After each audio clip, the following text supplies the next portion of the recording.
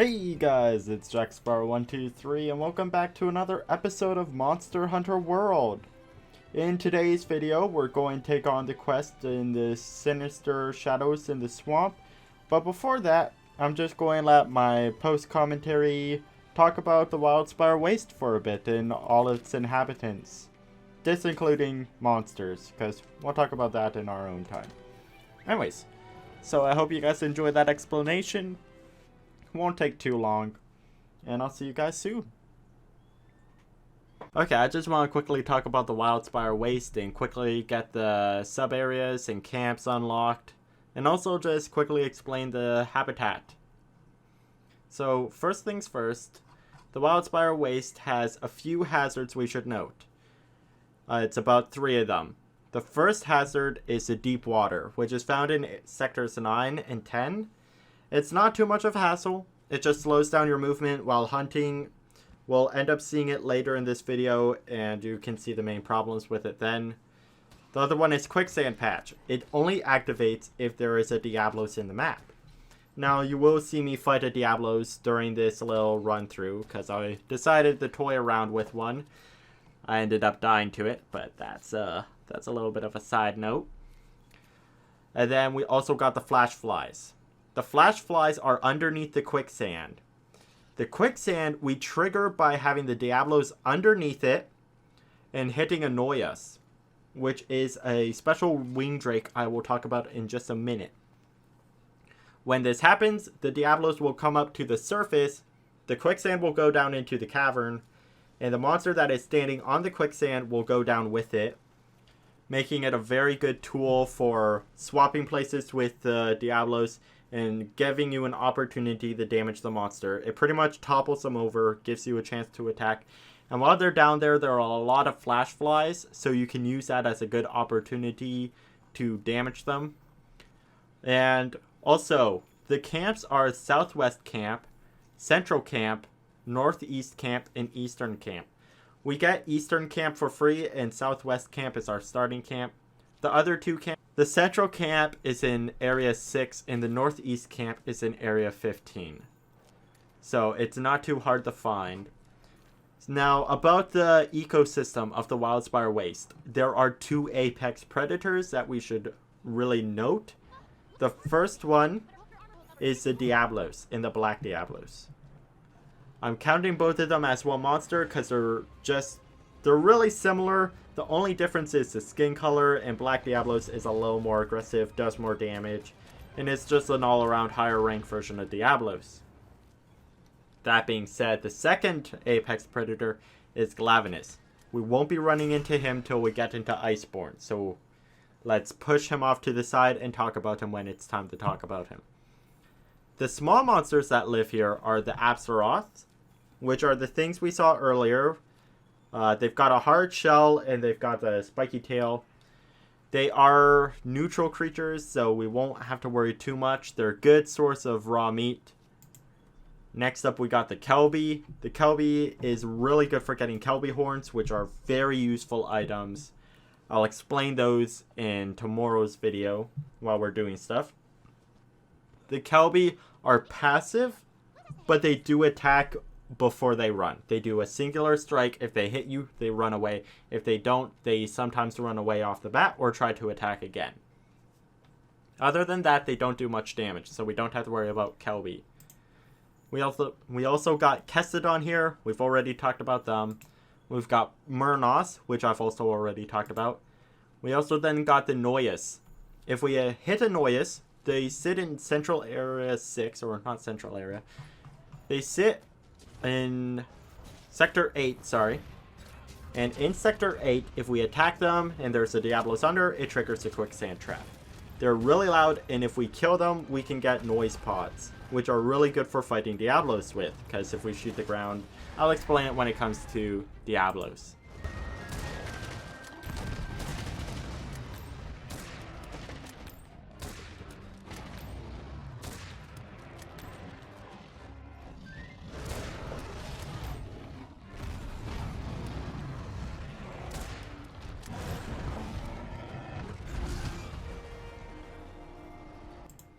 We next got Vespoids. They're more or less a nuisance. If you're using a heavy weapon that's slow, they'll sometimes sneak up on you and attack you because they are territorial and aggressive. With that being said, you will need to kill some Vespoids for some missions. The best way to kill them is with a slinger pod. It makes it so they don't explode and not give any drops. We also got the Krimelkin Protectors, which I will be talking about in tomorrow's video more in depth and unlocking their gadget that they give to our Palico. We also got a Moss Swine. We've already talked about them. We got the Gaja'u, which we'll see during our fight with Jyurtodus, which is today's video. And also, they only stay inside of the water, so if you're not nearby water, you don't have to worry about them. They're territorial. And then we got the Gajalaka, which are a creature we're going to go in depth way in the future. Now, some items to note is flashbugs, earth crystals, honey, and nitro shrooms. Flashbugs, we're going to be using a lot of those. This is the best map for harvesting them. If you remember in last video, we were gathering them while walking around the cart. That's about all I'm going to explain for now. If you guys got any questions, just comment down below what you want to know, and I'll explain it to you there. I hope this helped you guys a bit and got you a base idea of the Wildspire. We'll be learning about it more as we go through the game. Okay, well, I think I've had my fun toying around with the diablos. Let's grab some more parashrooms, and that should do for my little explanation and a little run through of gathering materials and getting all the camps. Downside is I died while toying with the diablos. Well, I didn't think that was going to happen. I broke both of its horns though, so I guess that's pretty good. Well, that's our second death. But on the good side, we now have Diablos gear we can make for our Palico, which is hopefully a lot better than the Rathalos sword he's got. And then after that, we'll go on the mission, because I gathered the resources for this mission. Manage items. Let's just put these away. Boop. I did get the Kelby horn I was looking for, which is good. I didn't realize, or yeah, I'll say I didn't realize that I was supposed to shoot rocks in its face, but I probably said that in the, you know, in the explanation of them. There it is, Diablo's helmet. Oh, Twisted Horn makes helmet. I'd have to break the tail to get the hammer, but the helmet's good. Much better defense than what he's got right now. There we go. Our cat is a butterfly of doom. Okay. With that being done, let's head off on the mission we're supposed to do. Shouldn't be any problems at all. Or shouldn't be any issues. Not problems. Now, with the, Diablos fight, our defense is so abysmal that he can one-shot us even quicker than Rathalos was able to. With that being said, I also kind of messed up during my little fight with him. I got in a tight space, and when I didn't know there was a ledge behind me, and I climbed the ledge, and he rammed me, which wasn't a smart move, but you know, not much I can do about that. Now, with that being done, let's go off on our expedition. We ate. Okay, let's look for the scholar. I forgot to restock on Pierce ammo. It's fine. While we're here, why don't we just grab some of these? Is there rocks here? Yes. And there's a big Kelby. Hello. Boop. Don't face. Oh wait, I'm trying to hit your head. I got impatient and shot early. Oh, there we go. What? He died. Rip. Okay. He couldn't handle it. Here we go. So, Kelby will defend themselves for a bit, and then they run away. With that being said, I could have crafted what I was looking for. Oh well. Mistakes happen. There's our little buddies. So while we head to our destination, there are a few things we want to grab. Huh? With that being said... Wait, what's that there? Wait. What's going on with the scout flies? Blue scout flies. Something we haven't seen before. Ooh, what could it mean? What's this? That's strange. Something's up with the scout flies. Oh, Soink Scoop. Anyways, so the game will probably explain this in the future, so I'm not going to explain it now. Those are the Gaja-oo that I explained before, or during the little explanation. We got some puddle pods, which is something we want. Let's grab these. We don't have to gather all of these, I'm just doing it to help later game. Because it will actually support us a bit in the monster that this is. It kind of gives us a bit of an idea. When we meet it, we have like research points unlocked. Is that the scholar? What's that he's sitting next to? It looks like a Baroth? Yep. That right there is a dead Baroth.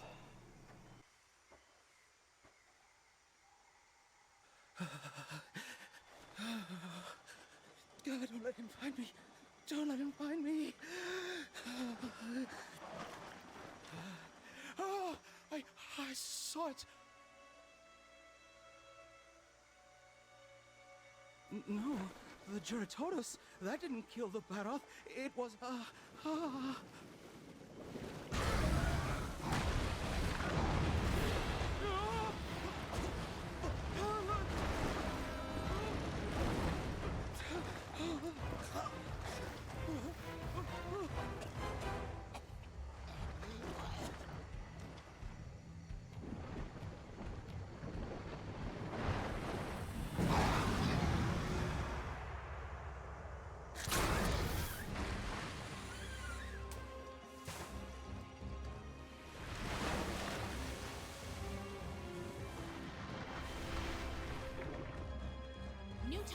New target.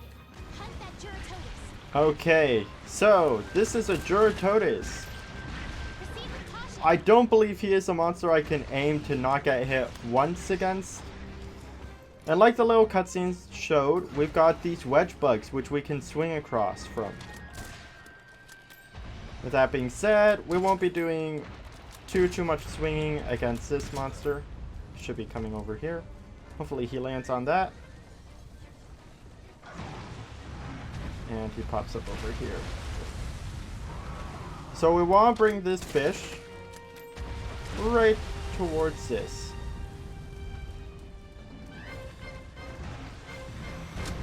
There we go. That's some decent damage. Let's punch. There we go. And the Jyurtodus. Oh, yep. There's our hit.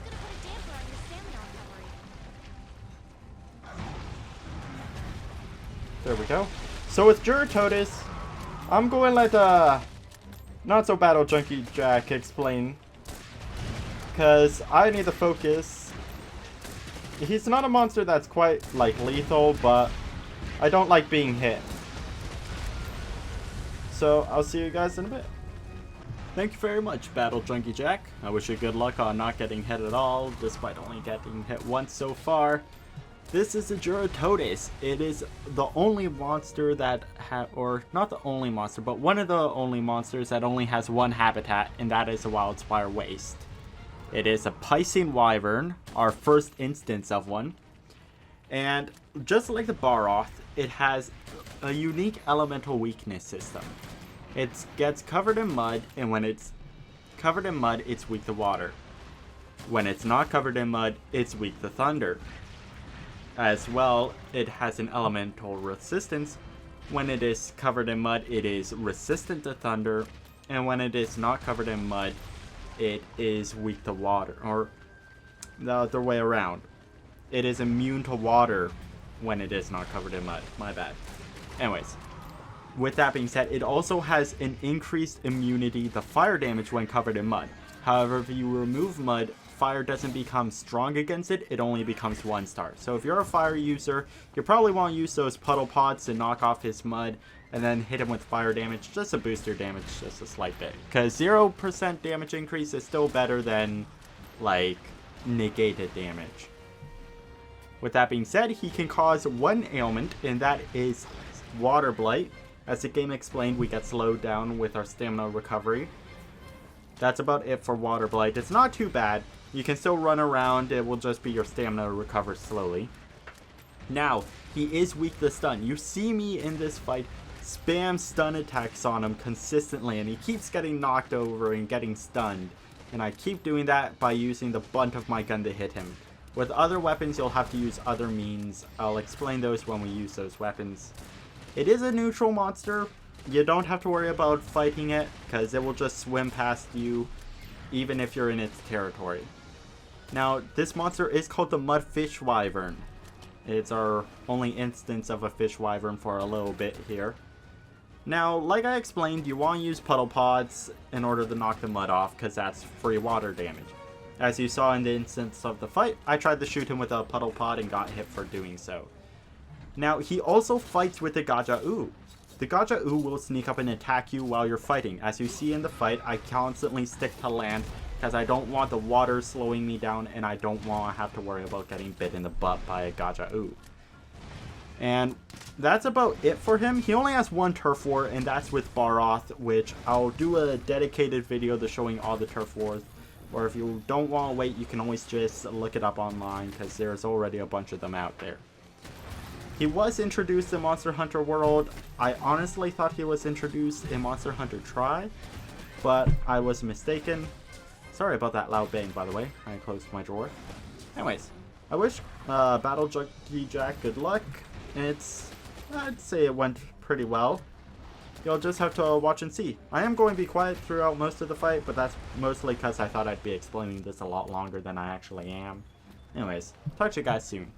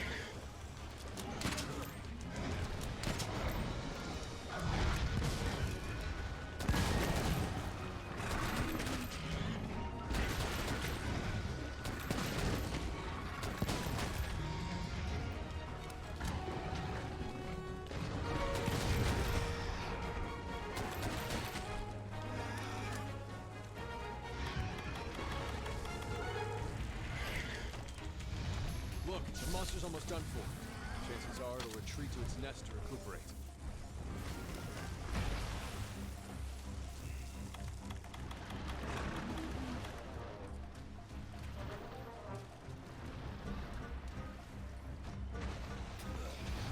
That trap was a little off center. Okay, well, I've probably explained the monster. I'm really disappointed about that trap.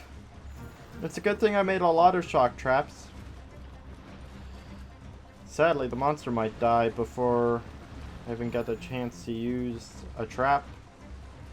Okay, let's just place this down. Oh! And that's a capture. Okay. At the very least, we captured the monster. I was really worried that, we messed up. Okay, well, we're going to have to restock on piercing ammo. Other than that, I'd say that was pretty good. I did get hit a little more than I wanted to, though. I'd say that was 3 hits, maybe 4. Yeah, I think 4 is about right. Oh well, not much we can do about that. Okay, so that took me about 9 minutes. Hunter rank 4 reached, our Palico leveled up, new cutscene. You can now change your Kinsect element, which is actually a really big deal. It helps us out a lot with dealing with different elements while using, you know. Anyways, thanks to the Commission's tireless efforts, the location of Zora Magdaros had nearly been pinned. Gather round, everyone. Darn it. We're ready to begin.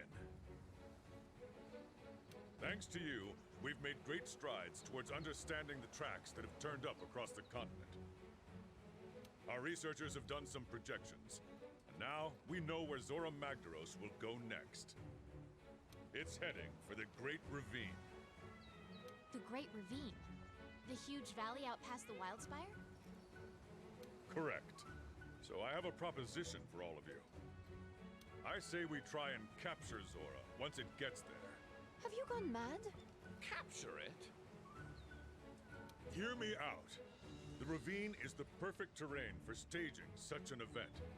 We're not going to get a better chance than this.